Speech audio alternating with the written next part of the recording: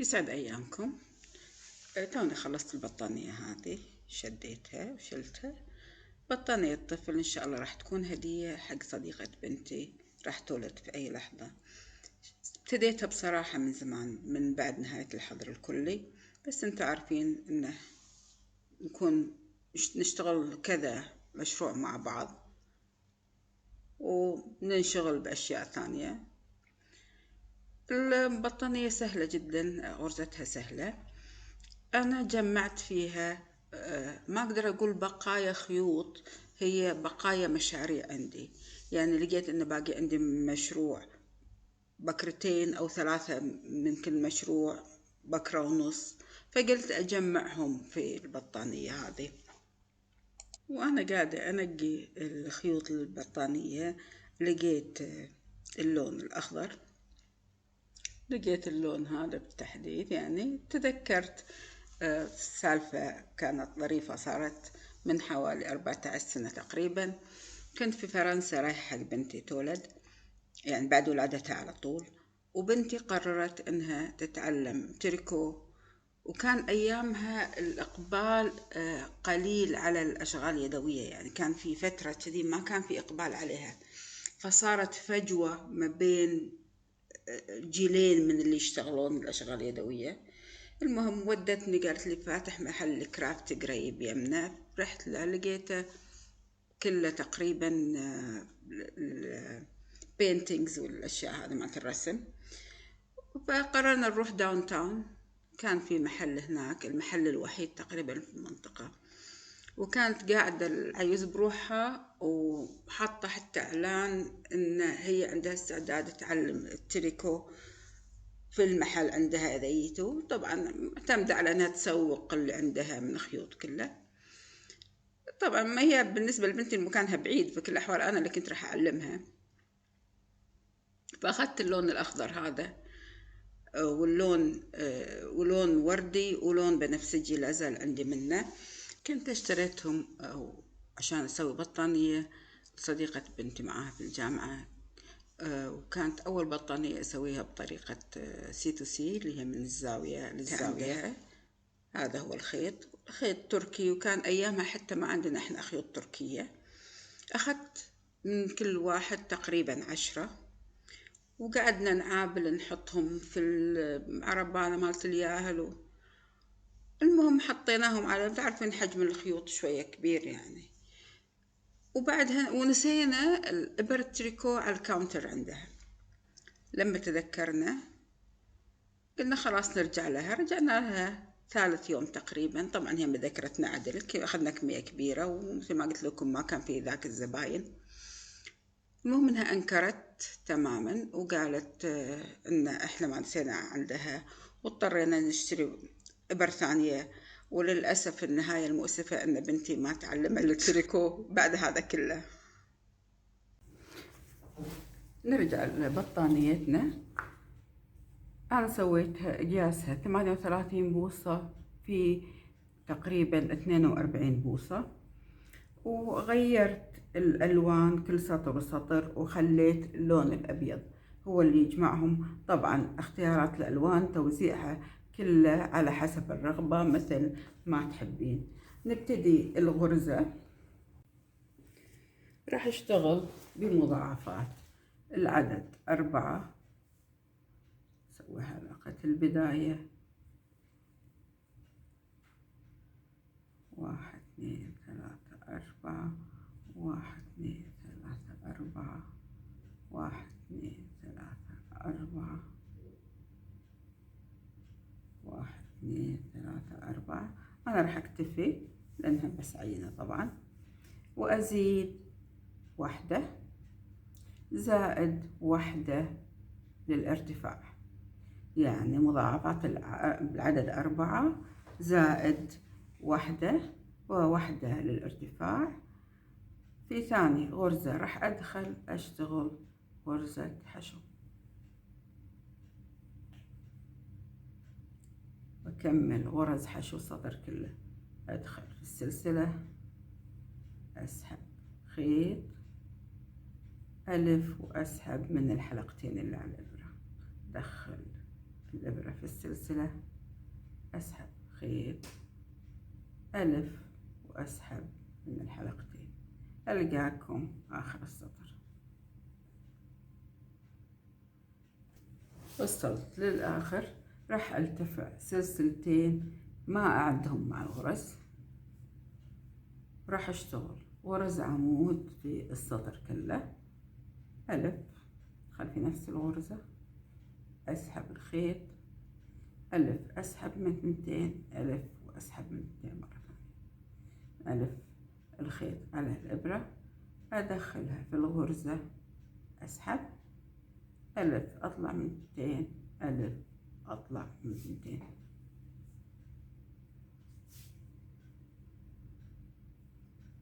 راح نكمل لآخر السطر، ألقاكم آخر السطر. وصلت لآخر غرزة اشتغل فيها غرزة عمود، راح أغير اللون ما أنهيها، وأخذ اللون الجديد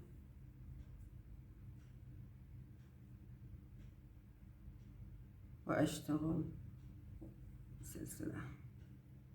أنا ما أحب أشيل اللون معي، حتى لو كنت راح أرجع له كل الأحوال أقص.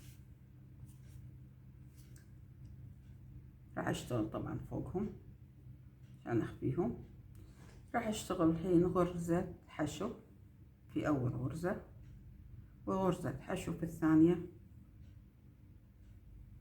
في الغرزة الثالثة راح أخليها وأنزل للسطر الأول، أشتغل غرزة عمود أمامي حول الحشو الثالثة في السطر الأول، أسحب من هذا الشكل. طبعا بما اني انا اشتغلتها تحت فانا ما راح اشتغل فيها، راح اشتغل في اللي وراها، 1 2 3 غرز حشو. الرابعة ما راح اشتغل، راح انزل تحت، وحوالين الرابعة اعد 1 2 3، وحوالين الرابعة راح اشتغل عمود امامي، راح ادخل الابرة بالشكل هذا، اخليها، وفي اللي وراها اشتغل غرزة حشو، وفي التنتين اللي وراها يعني 3 غرز حشو، 1 2، وهذه الثالثة، وانزل تحت في رابع غرزة حشو من السطر الأول، يعني أترك 3،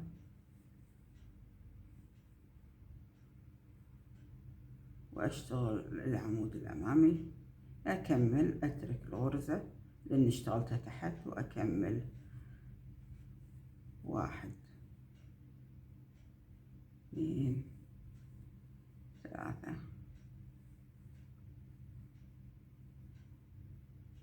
أنزل تحت أشتغل عمود أمامي،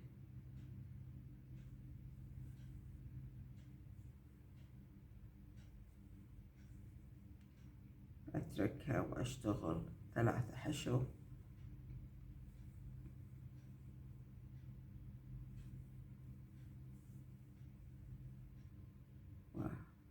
والرابعة أنزل تحتها أشتغل حشو حوالين الحشو، عفوا عمود أمامي، وبعدين أشتغل حشو في آخر 2.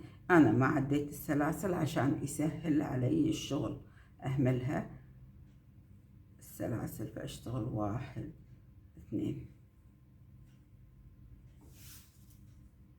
راح ارتفع سلسلتين أيضا مو معدودين، وراح أشتغل غرز عمود في كل الغرز لآخر السطر، وألقاكم آخر السطر. وهذه آخر غرزة في السطر. راح أغير اللون مرة ثانية. طبعا تغيير اللون هذا اختياري، يعني ممكن أشتغلها كلها سادة بلون واحد. أغير اللون وأشتغل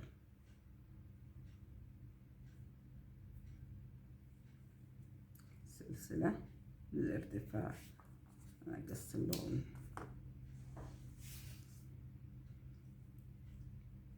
ألف الشغل، راح أشتغل فوق الباقي من الخيط هذا، وراح أشتغل غرزة حشو في أول غرزة، وغرزة حشو في ثاني غرزة. في الثالثة ما راح أشتغل، راح أنزل تحت وأشتغل غرزة عمود حول العمود اللي كنت مسويته في السطر الثالث بهذا الشكل. وطبعا راح أترك الغرزة اللي هي معادلة لها، اللي هي خليتها لأن اشتغلناها فعليا، وفي اللي وراها راح أشتغل حشو 2 3، وراح أشتغل عمود أمامي حوالين العمود الأمامي.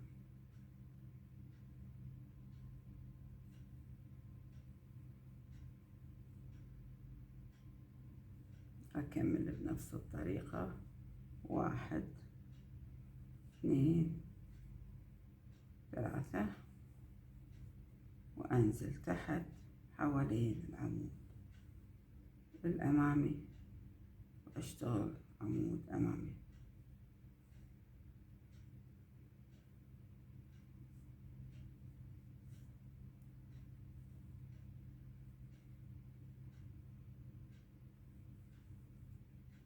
واحد 2 3، عمود أمامي. 1 2 3، وعمود أمامي، وأشتغل حشو في آخر غرزتين 1 2. هذا هو الشكل. ارتفع 2 ما عدهم مع الغرز، وأشتغل عواميد لحد نهاية السطر.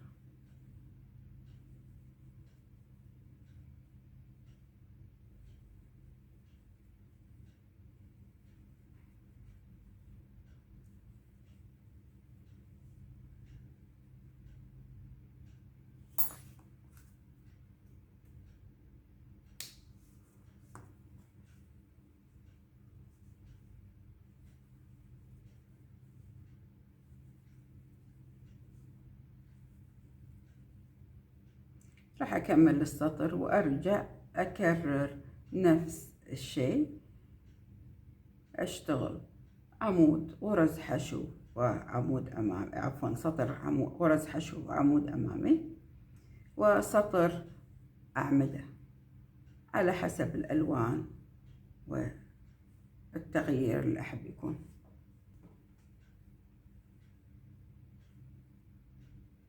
راح أكرر الشغل، راح أشتغل في نفس المكان غرزة حشو 1 2،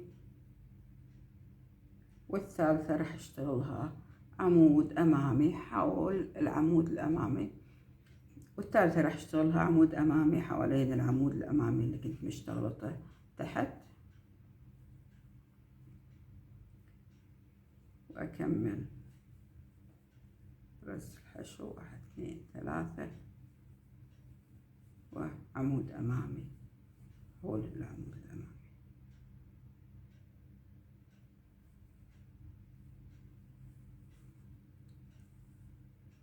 والغرزة مثل ما انتم شايفين سهلة وبسيطة، هي تكرار سطرين.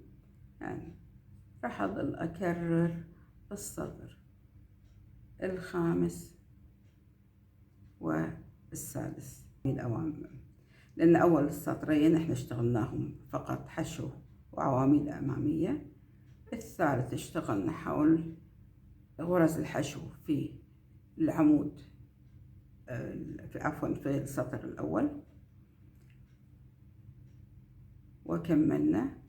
بعدها لما رجعنا لتغيير اللون ثالث مرة، أو عفوا تغيير اللون ثاني مرة، رجعنا اشتغلنا غرز حشو وعواميد حول العواميد الأمامية، ونكرر السطرين هذول إلى نهاية الشغل.